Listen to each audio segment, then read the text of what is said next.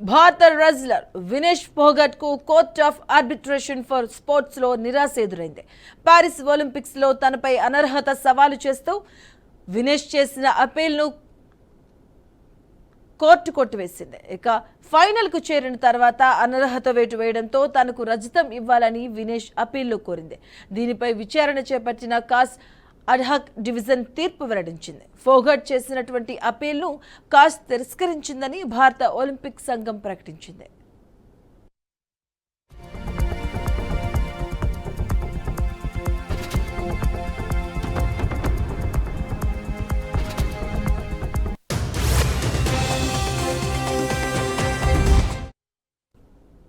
United world wrestling అంతర్జాతీయ Olympics committee విధించినటువంటి అనర్హతను సవాలు చేస్తూ రెజ్లర్ వినేష్ ఫోగట్ చేసినటువంటి అపీల్ను కాస్ తిరస్కరించడం దిగ్భ్రాంతికి నిరాశకు గురిచేసింది. రజత పథకం ఇవ్వాలని వినేష్ చేసిన అభ్యర్థనను తోసిపుచ్చుతూ తీర్పునిచ్చింది అని భారత ఒలింపిక్ సంఘం అధ్యక్షురాలు పిటి ఉషా తెలిపారు. ఇక Paris Olympics wrestling free style 50 కేజీల విభాగంలో 100 గ్రాములు అదనంగా బరువు ఉందని వినేష్ పై అనర్హత వేటు వేసింది.